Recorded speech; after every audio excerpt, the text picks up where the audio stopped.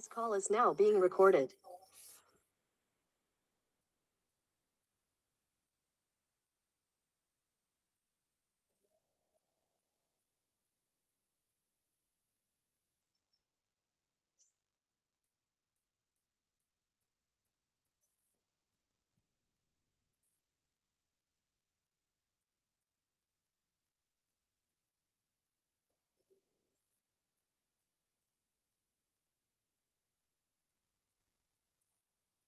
Okey, boleh cikgu teruskan. Jadi, pada sesi minggu lalu ataupun minggu lepas, kita telah masuk kepada bab 3 iaitu matematik pengguna, simpanan dan pelaburan. So, pada minggu lalu kita dah siap ataupun kita dah buat bersama-sama berkenaan dengan bahagian A ataupun objektif. So, jadi minggu ni kita akan masuk kepada bahagian B.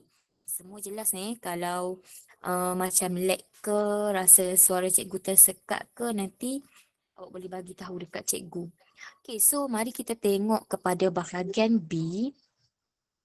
Okay, so sementara tu, boleh tak cikgu bagi masa dekat awak semua, semua dah jawab tak bahagian B? So cikgu bagi masa, cuba try jawab soalan B, bahagian B, nombor 7 dan 8 sahaja dahulu. Senang sahaja berkenaan soalan ni. Dia nak apa tu akaun simpanan. Yang ni tentang introduction.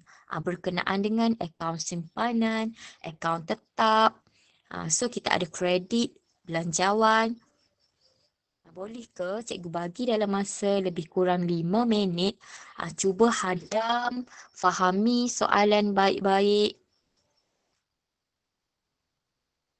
Kepada yang baru masuk, sekarang cikgu tengah bagi tugasan untuk kamu buat soalan bahagian B.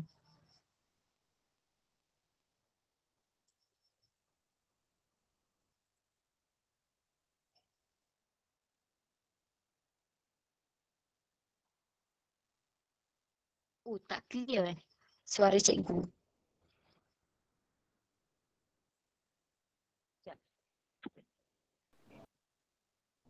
Cikgu, Okey, bukan. Ya? Lag ke suara cikgu? Screen. Ya. Screen. Sebab cikgu tak guna laptop, so cikgu gerak-gerakkan sikit. Okey. Mungkin awak ingat lag ke? Sorry, maafkan cikgu. Cikgu macam nak besarkan sikit, takut you all tak nampak. So cikgu gerak-gerakkan sikit. So tu nampak jelas tak?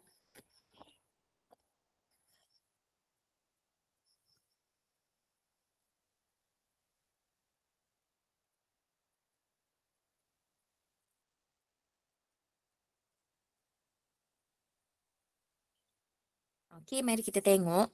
Nombor 7 tu, pilihan jawapan di bawah merupakan tahap risiko bagi simpanan dan pelaburan. So, dia nak tengok tahap risiko. Sama ada risiko rendah ke kalau kita buka akaun simpanan, sama ada rendah ke risiko, tinggi atau bebas risiko. Yang ni awak kena tahulah. Jadi, isi petak kosong dengan pilihan jawapan yang diberi. So, akaun simpanan ni risiko rendah, tinggi atau bebas risiko? Bebas risiko. Yes. Kena tahu akaun simpanan ni adalah bebas risiko. Jadi dia tak ada risiko pun kalau kita nak buka akaun simpanan. So cikgu just tulis bebas risiko lah. Cikgu tulis bebas. Faham? So kalau nombor 2, akaun simpanan tetap. Rendah ke, tinggi atau bebas risiko? Yes, bebas risiko.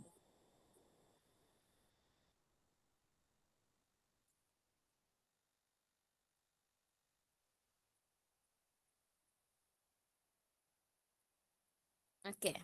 So next, saham syarikat. Kalau saham syarikat risiko rendah, tinggi atau bebas risiko. Kalau kita buka saham syarikat, yang ni risikonya adalah tinggi. Kena ingat kalau saham syarikat risiko adalah tinggi. Manakala kalau unit amanah saham, dia adalah rendah sahaja, low. Okey, nombor 8. A.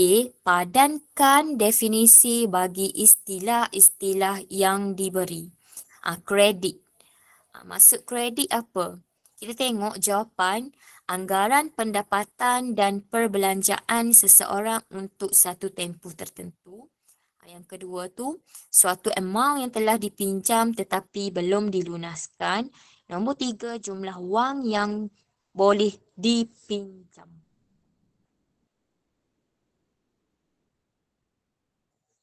Kredit.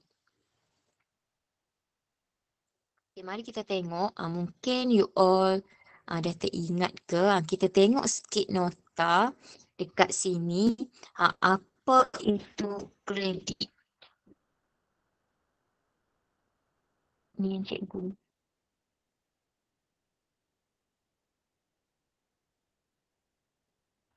So kalau awak tengok, kredit kelebihan kad kredit, pengguna kad kredit boleh menikmati sistem ganjaran dalam bentuk rebate. Dah, kredit ni awak faham, dia sejenis kita pinjam dahulu tapi kita boleh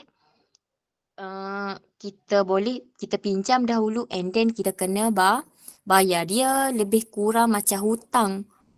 Tapi kredit maksudnya, so kredit ni adalah apa? Suatu amount yang telah dipinjam kredit ni ialah apa? Jumlah wang yang boleh dipinjam. Tu ialah maksud kredit. Kredit adalah suatu jumlah wang yang boleh dipinjam. Manakala belanjawan peribadi ni adalah apa? Belanjawan peribadi. Anggaran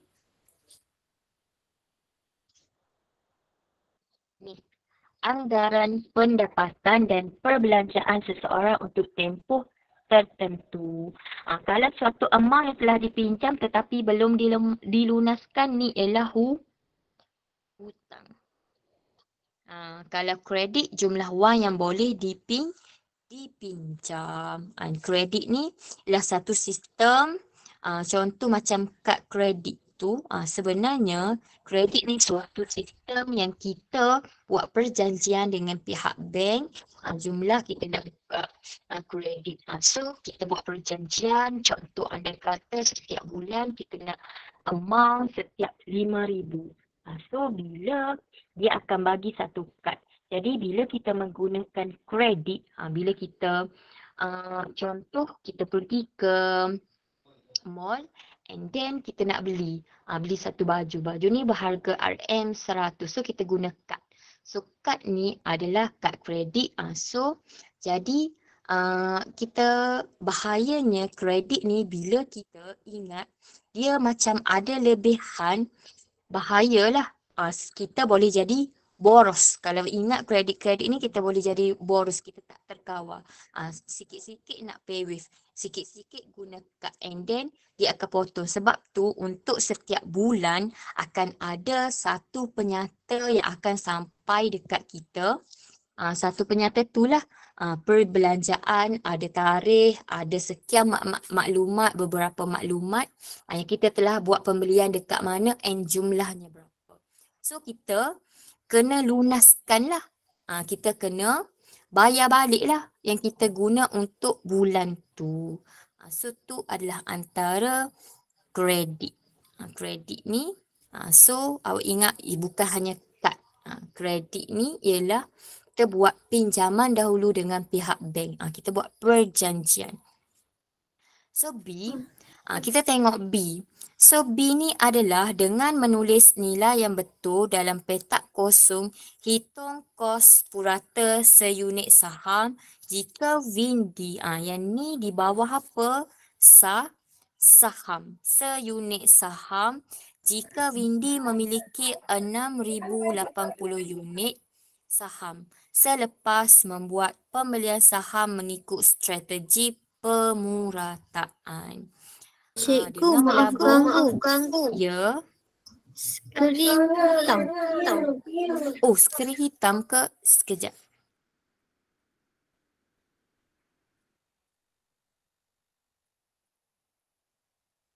Sorry. Ajak cikgu sharekan balik. Okay, semua dah nampak tak? Nampak cikgu. Okay.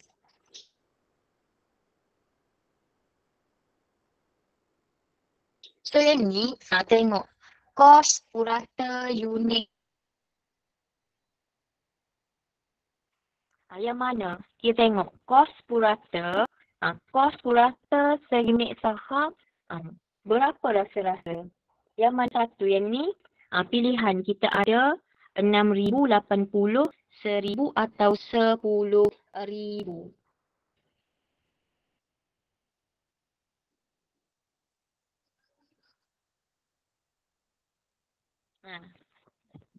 Kita nak guna kos purata seunit saham. Kita nak cari. Iaitu kita menggunakan strategi pemurataan. Awak ingat strategi pemurataan ni ialah kos purata lah. So, formula untuk kos purata, cikgu kecilkan.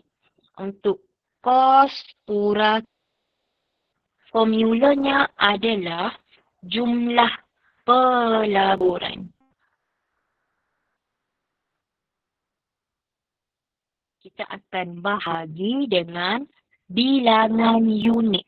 Bilangan unit. Unit apa? Saham yang dimiliki.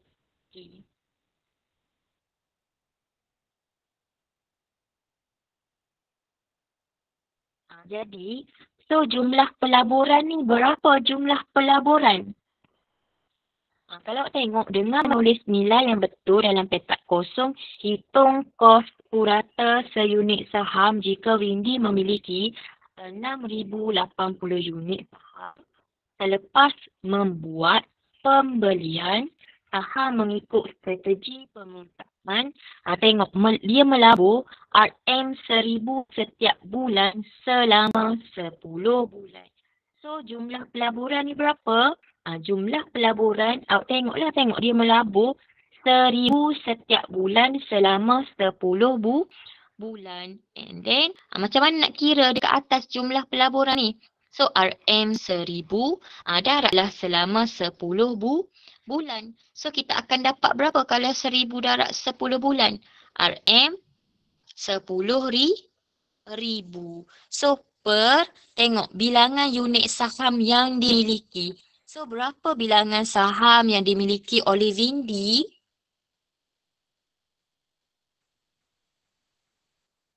Siapa boleh bagi tahu berapa bilangan unit saham yang dimiliki oleh Windy?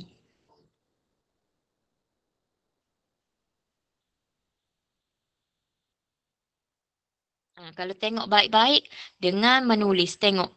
Jika Windy memiliki 6,080 unit saham. So, bilangan unit saham yang dimiliki adalah berapa? 6,080. Jadi dekat atas ni, petak pertama apa kita nak letak? Jumlah pelaburan.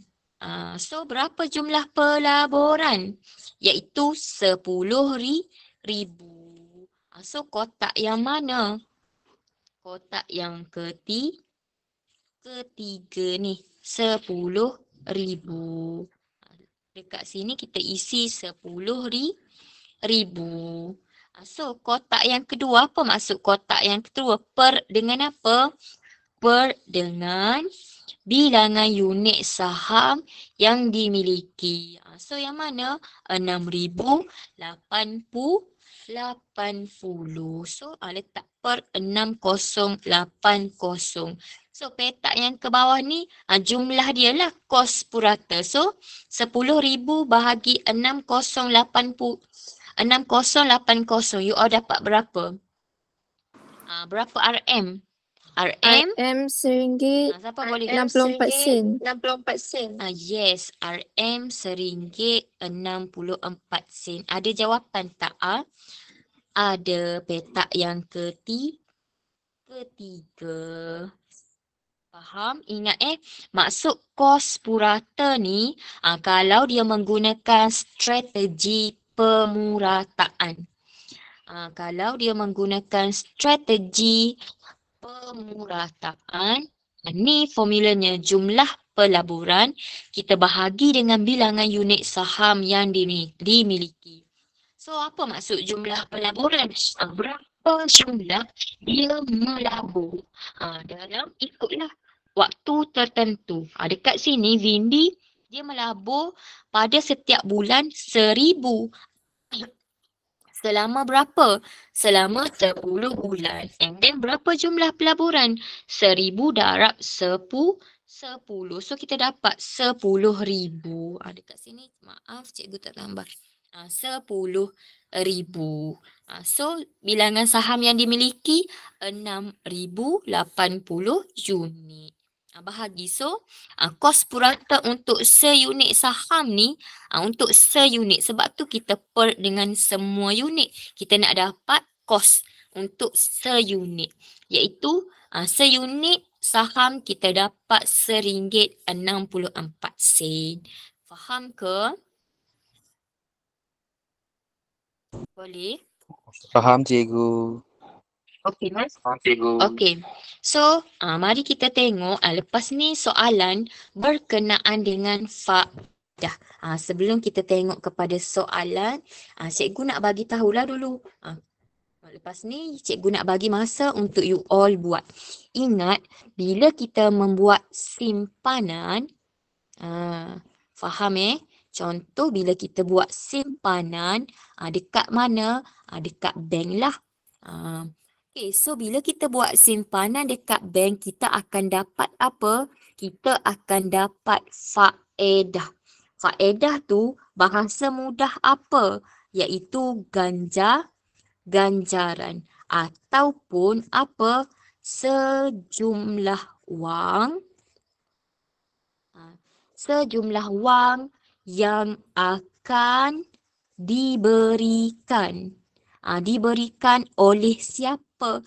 Oleh pihak bank. Kepada siapa? Kepada penyimpan. Yang diberikan mengikut apa? Waktu tertentu. Maksud waktu tertentu, contoh awak menyimpan, mula-mula nak buat simpanan, menyimpan RM1,000. Awak pun simpan pada awal tahun 2022, contoh bulan 1. Awak pun simpan RM1,000. And then lepas tu setahun kemudian. Dalam masa setahun tu, ingat saya bagi tahu ni, saya bagi contoh lah. Setahun kemudian. Bila setahun kemudian, bila tempoh waktu awak menyimpan tu? 1 tahun. Dalam 1 tahun tu, awak tak keluarkan duit, awak tak tambah lain. Awak simpan bulan 1 RM1,000 je. Bulan 1 pada tahun 2023. And then, pada tahun 2024, pada bulan 1, awak pun cek baki. Awak pun cek baki, tengok duit awak dah jadi RM1,000.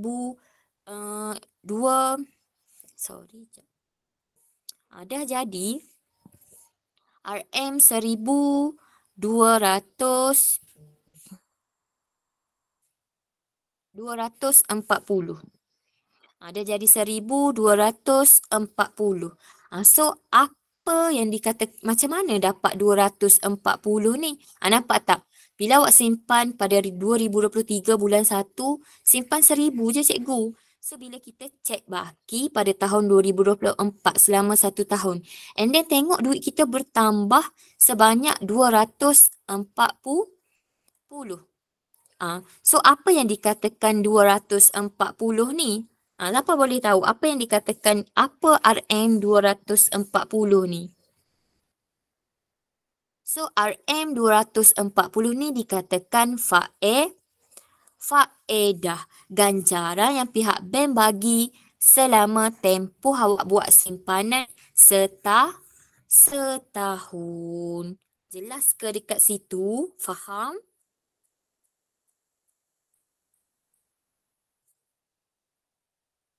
Okey. Kalau semua diam, cikgu anggap fahamlah tu. Ke tak dengar ke suara cikgu? Ni faedah atas baki ke cikgu? Tak ni atas baki tu kalau di bawah kredit dan hutang. Ni contoh simpanan. Di bawah simpanan dan pelaburan. Contoh, cikgu nak bagi tahu faedah tu apa. Maksud faedah ni ganjaran atau sejumlah wang yang akan diberikan mengikut waktu. Okey. So, dekat sini awak belajar faedah dalam simpanan dan pelaburan. Awak belajar ada berapa jenis faedah? Ada berapa jenis faedah? 2. Yes, dua. Dua jenis faedah. Iaitu faedah apa? Faedah mudah dan compound. Yes. Faedah mudah. Iaitu simbol bagi faedah mudah I. Ingat faedah ni interest. So simbol bagi faedah mudah iaitu I. Di mana untuk tahu faedah mudah ni adalah formula. Dia ada formula I sama dengan apa? PRT. Apa yang dikatakan dengan I ni? I ni awak tahulah iaitu faedah mudah. Ni I simbol. So apa simbol P pula? Apa maksud P? P ni adalah prinsip. Yes, principle. Boleh. R ni rate. Kadar faedah. Kadar faedah yang ditetapkan dengan pihak bank. Pihak bank tertentu yang bagi tahu rate. Rate kalau kita simpan dengan dia bagi berapa rate untuk dalam setahun. Ingat kadar faedah bagi setahun. T ni pula adalah tempoh masa. Tempoh masa mesti dalam apa? Dalam tahun. So ni faedah mudah lah. Contoh bagi tahu apa itu faedah mudah. Ada je prinsip. Contoh prinsipal ni apa? Sejumlah wang simpanan. So yang kedua, kita ada faedah compound.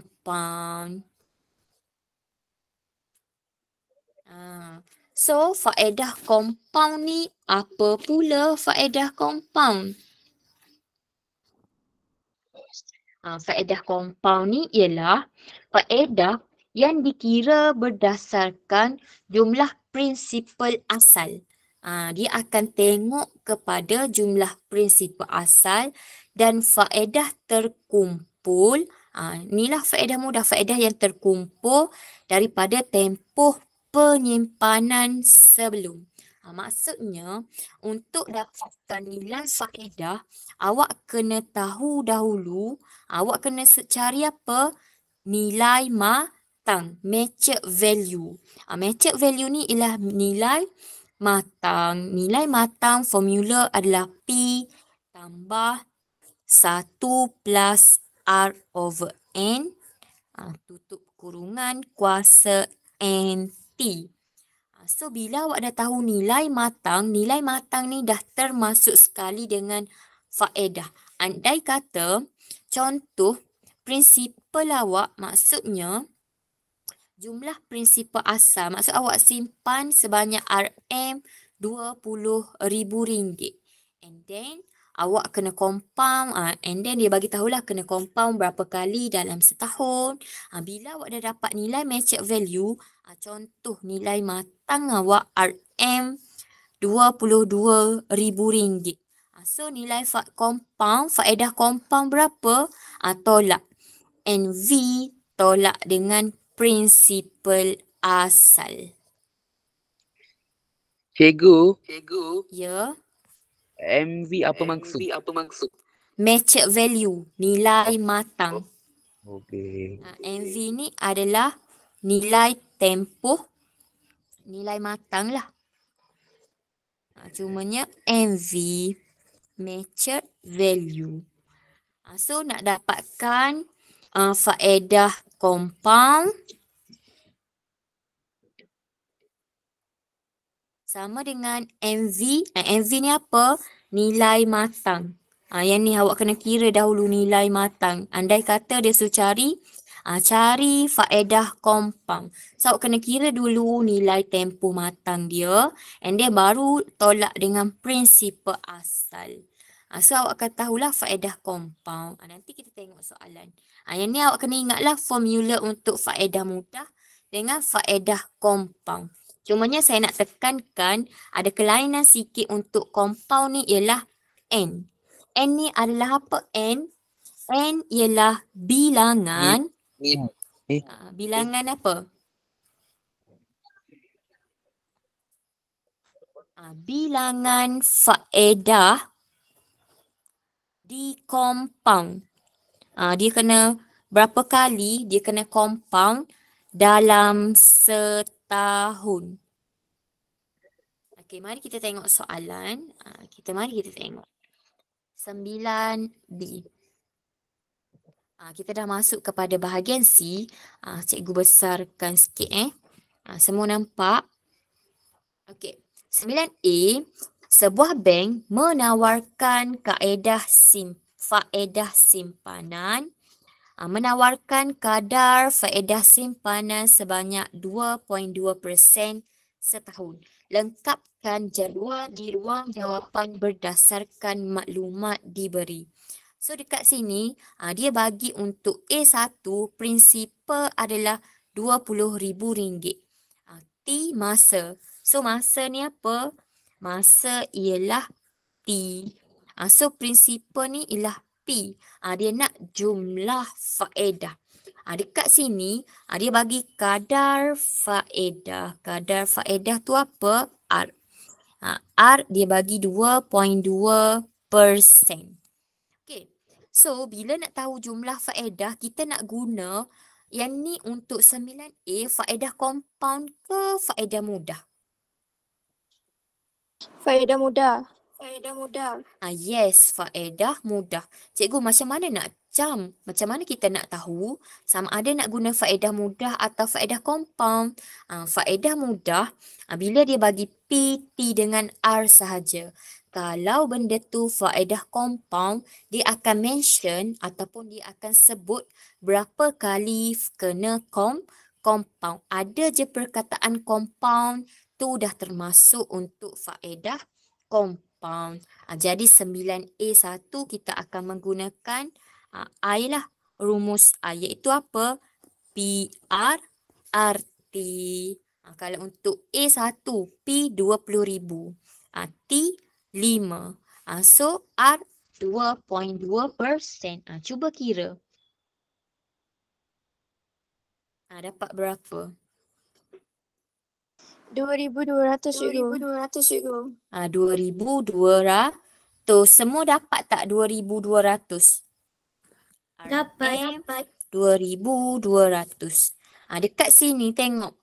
Dia dah bagi jumlah. Dia dah bagi nilai I. Interest. Dia nak apa?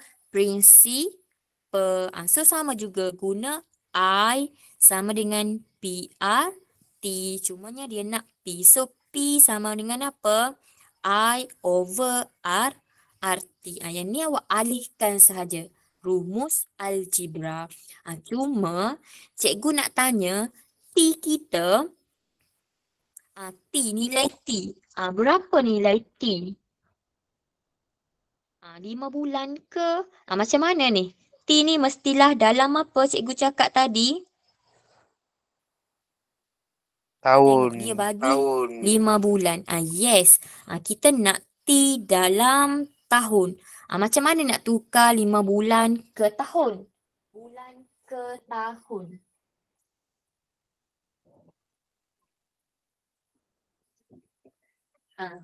bahagi 12. Kenapa bahagi 12 cikgu? 1 tahun dengan berapa tahun pula? 1 tahun bersamaan dengan 12 bulan. Maksudnya Bulan. daripada unit tahun ke bulan 1 ke 12. Kita darab 12. So kalau bulan ke tahun, macam mana pula? Bahagi 12. So maknanya T ni 5 bahagi 12. Faham? P sama dengan I dia. I dia 1375 per R dia 2.2%. Faham tak? 0.022. So, yang ni 5 bahagi 12. Awak akan dapat 0.5 tahun. Setengah tahun lah maksudnya. Setengah tahun. So, darab 0.5.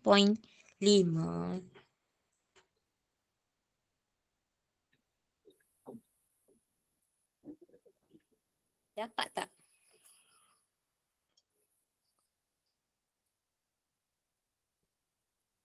Dapat berapa?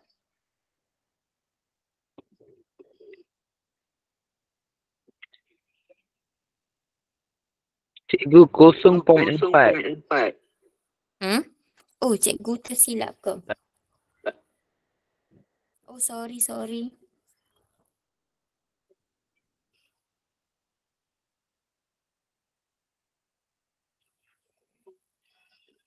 Ni bukan 0.5.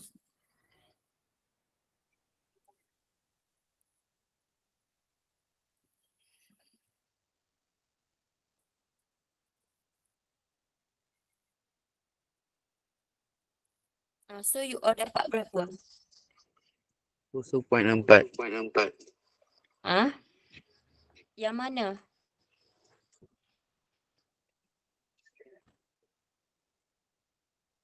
Kosong 0.4 tu awak dapat yang mana? Cikgu tanya ni prinsipal dia. Oh.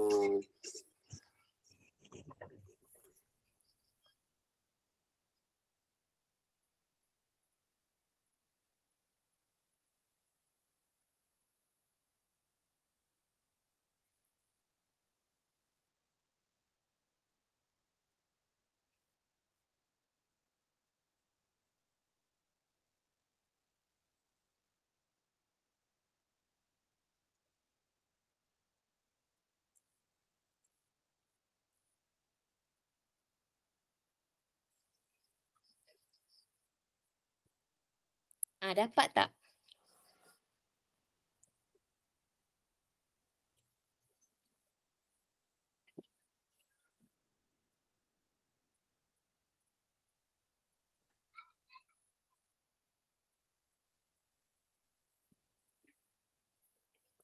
M berapa? Awak dapat jawapan. Berapa logah?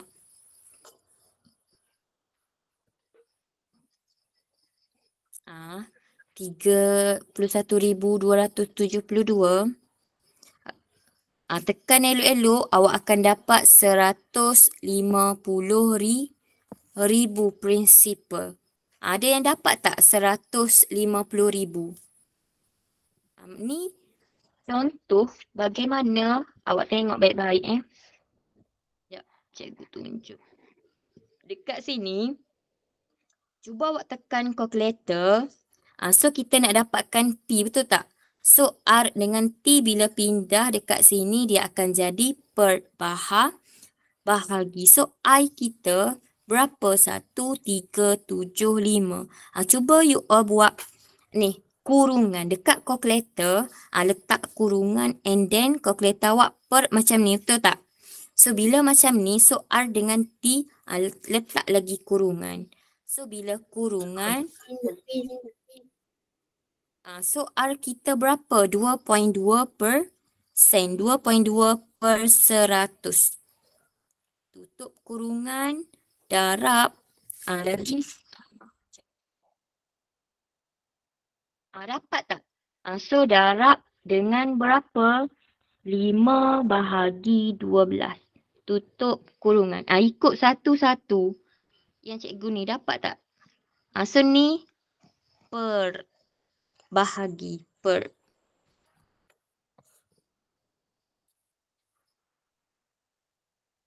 You all akan dapat 150,000. Kalau cikgu buka laptop boleh tunjuk ni calculator. Laptop cikgu rosak.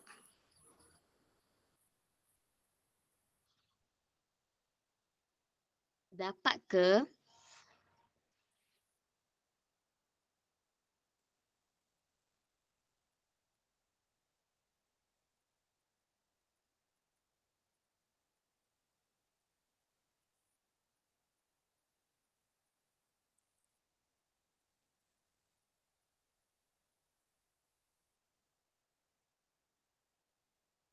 Boleh.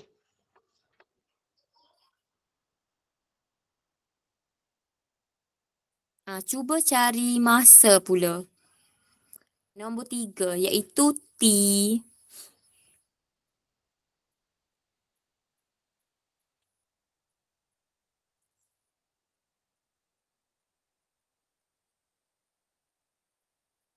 Kalau tak faham boleh tanya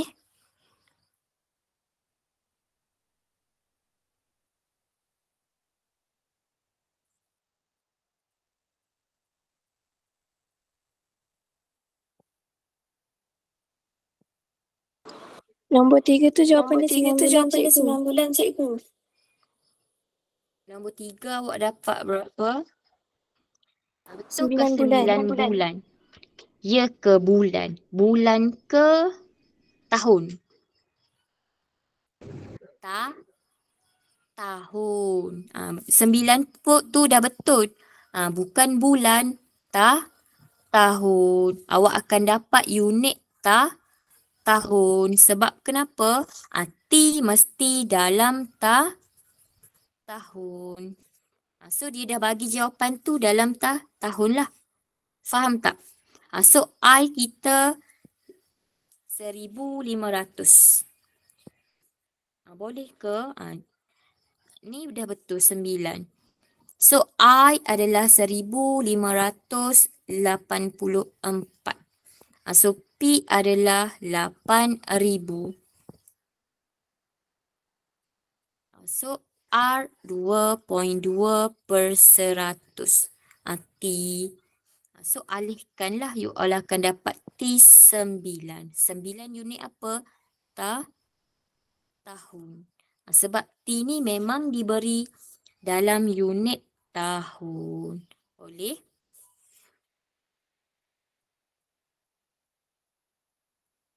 Okey, mari kita tengok B. Okey, B ni, tengok soalan.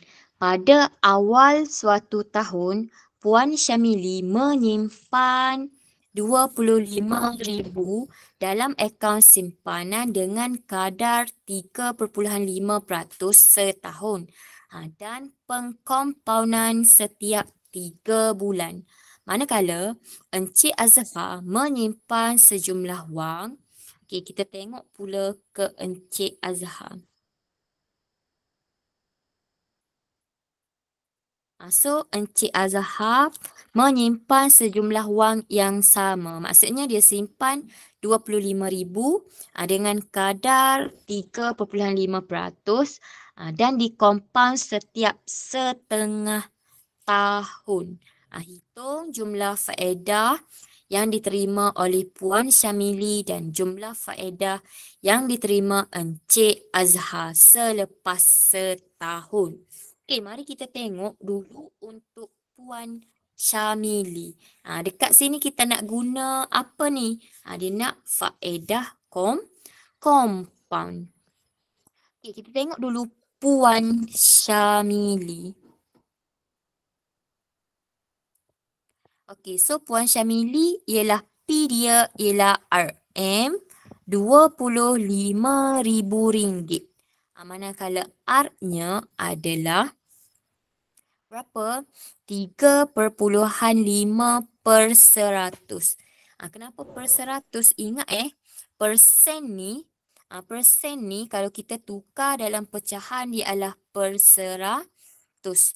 So macam mana? 1, 2. So dia akan jadi 0.035. So T dia berapa T? Selepas setahun. Jadi T-nya ialah 1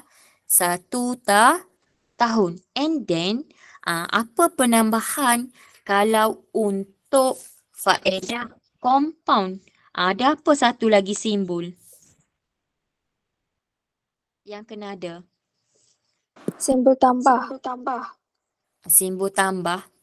Ni, pengkompaunan setiap 3 bulan ni apa? Iaitu N. Betul tak? N sama dengan apa kalau untuk Puan Syamimi ni? Dia bagi tahu N ni apa maksud N? Bulan. N. Time perkomponan dia. Yes, tempoh. Bilangan. N ni ialah bilangan berapa kali dia kena compound dalam masa 1 tahun. N ni ialah bilangan berapa kali dia kena compound dalam masa setahun. Okay, kalau awak tengok Puan Syamili, dia kena compound setiap 3 bulan. So berapa kali dalam tempoh 1 tahun dia kena compound kalau dia kena compound setiap 3 bulan? Faham tak maksudnya? Bulan 1 sehingga bulan 3, 1 kali dia kena compound. And then bulan 3 sampai bulan 6, 1 kali kena compound.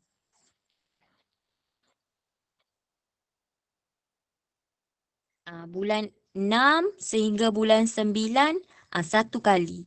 Bulan 9 sehingga bulan 12. 1 kali. So, untuk dalam tempoh setahun ni, berapa kali dia kena compound?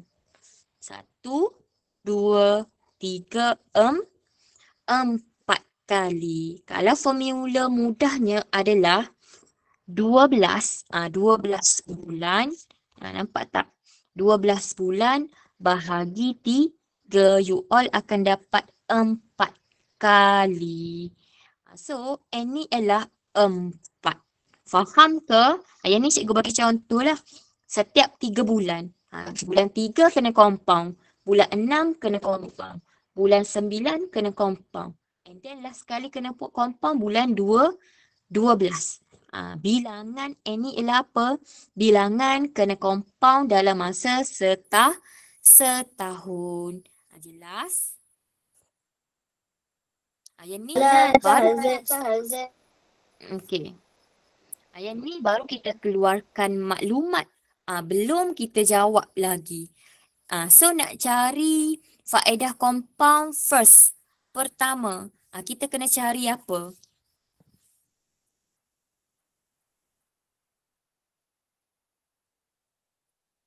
Kena cari apa? Nilai M, NV, nilai matang. So nilai matang formulanya berapa? P 1 tambah R over N kuasa N darab dengan P. So masukkan je lah ke dalam formula.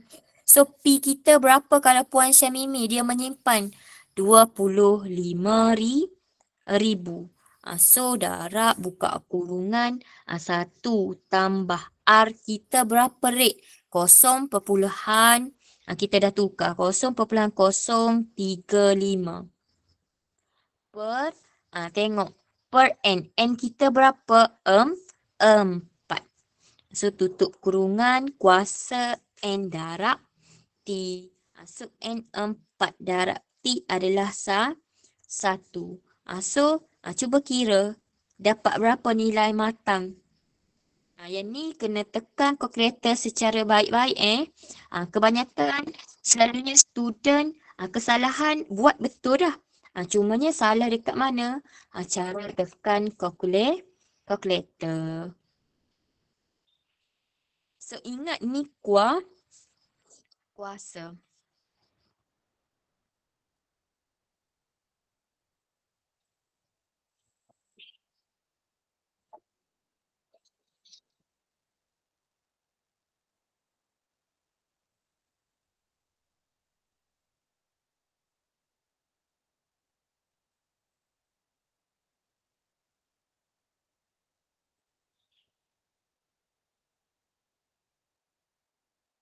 Dapat tak MV? MV berapa?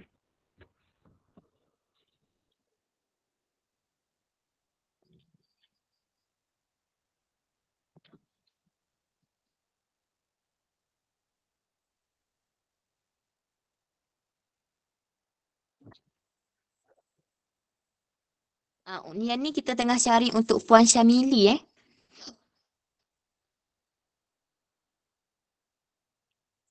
ada dapat sama dengan cikgu tak? RM, alamak.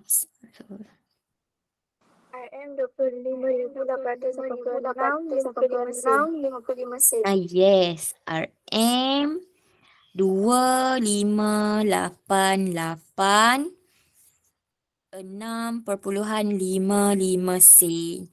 Yang ni nilai matang untuk Puan Syamili.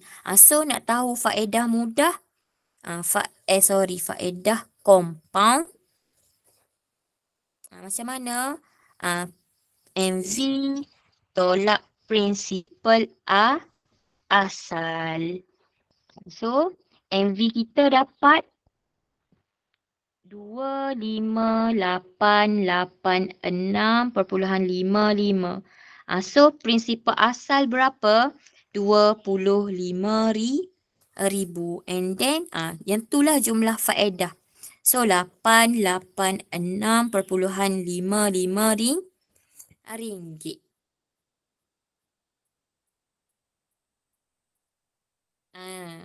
2588.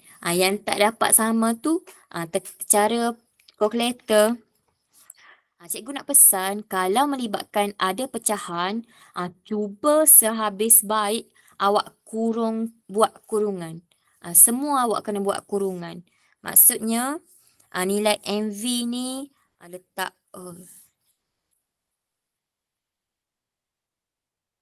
letak kurungan. Ni pun kurungan. Semua kurungan. Yang atas pun cuba kurungan. And then awak akan dapat. So, cikgu dah lewat. Dah ambil masa cikgu sains awak. Cuba awak jawab, cari yang Encik Azhar. And then jawab C. Siapkan bahagian C. So, nak dapatkan soalan, cikgu dah share dekat grup. Cuba download, tengok, cuba dulu buat. Minggu depan, senang kita just berbincang. So, maka cikgu akan stop kelas kita dekat sini. And kita akan sambung kelas kita pada minggu hadapan di waktu yang samalah. So, kita jumpa pada minggu hadapan. Assalamualaikum dan terima kasih. So, awak tunggu sains lah.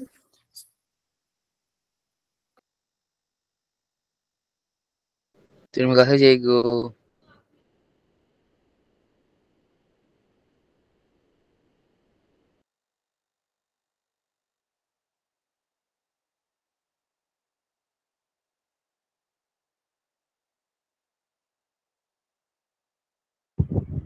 Okay, Assalamualaikum warahmatullahi ta'ala wabarakatuh. Okay, selamat datang pada pelajar-pelajar ke dalam kelas sains untuk tingkatan 3. Right? Okay, so malam ini, saya rasa saya dah upload ni, nampak semua kan? Okay, nampak semua bahan yang saya share untuk anda semua, nampak? Cuba bagi sikit sign yang awak nampak screen.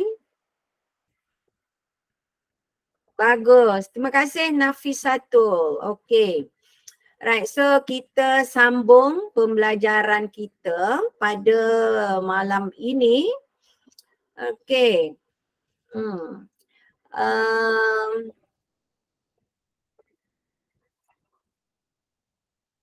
Okey, kita dah bincang ini ya, yang magnet ini dah bincang pada minggu lepas. Jenis sinaran mengion. Betul tak? Okey, jenis sinaran mengion, jenis zarah, nukleus helium, sinar beta, sinar gamma, elektron yang berhalaju tinggi. Sinar gamma ialah gelombang elektromagnet. Sinar, dia ada alfa, beta dan gamma. Okay, saya ingat lagi masa saya sekolah dulu, sekolah menengah kan. Tingkatan kita orang, beta, alfa, beta, gamma dan ada satu lagi, delta. Ini mengingatkan saya pada zaman sekolah dulu kan. Okay. Alright, jenis sinaran radioaktif, jenis zarah. Okay, yang pertama alfa, beta dan sinar gamma. Okay, jenis zarah untuk alfa ialah nukleus helium. Untuk beta adalah elektron yang berhalaju tinggi. Untuk gamma pula adalah gelombang elektromagnet. Kita nampak berbeza, betul tak? Alfa helium, beta elektron berhalaju tinggi, gamma dia ada kaitan dengan gelombang elektromagnet. Cas zarah untuk alfa positif, untuk sinar beta negatif. Sebab apa awak tak tahu dia sinar negatif? Sebab tengok ni perkataan elektron ni pun awak dah tahu dah. Dia mesti cas negatif, betul tak? Sinar beta negatif. Sinar gamma, okay, dia ada kaitan dengan elektromagnet. Dia adalah neutral. Okay, untuk sinar gamma, cas dia adalah neutral. Okay, kuasa pengionan. Untuk sinar alfa, okay, kuasa pengionan adalah tinggi. Sinar beta, okay, dia punya kuasa pengionan adalah sederhana dan sinar gamma untuk elektromagnet dia punya kuasa pengionan dia adalah rendah. Okey, kuasa. Okey, kita tengok di sini. Kuasa penembusan. Okey, rasanya kita dah tengok hari tu kan. Okey, untuk alfa rendah, kuasa penembusan dia maknanya dia boleh lalu kertas, dia boleh lalu. Kalau aluminium dia tak boleh lalu untuk alfa. Betul tak? Alfa boleh tak? Alfa untuk alfa kertas. Okey, kalau kat sini untuk beta dia boleh sampai apa? Dia boleh sampai aluminium, dia tak boleh melalui apa ni kat sini. Okey, untuk sinar alfa kuasa penembusan dia rendah. Sinar beta kuasa penembusan dia sederhana dan sinar gamma penembusan dia tinggi. Okay, maknanya alfa dia boleh tembus kertas. Beta dia boleh aluminium, tapi untuk gamma ataupun elektromagnet kan, dia boleh tembus ini yang tinggi ni. Maknanya plumber pun dia boleh tembus ni. Okey. So saya tengok gambar rajah kan. Okey. Kalau tinggi memang plumber boleh lah. Dia boleh lalu lah. Betul tak? Okey. Pemesongan oleh medan elektrik. Okey. Pemesongan untuk medan elektrik. Okey. Ini adalah sumber radioaktif. So kat sini ini elektrik ya. Ini plate negatif. Ini plate positif. Jadi tadi negatif adalah apa?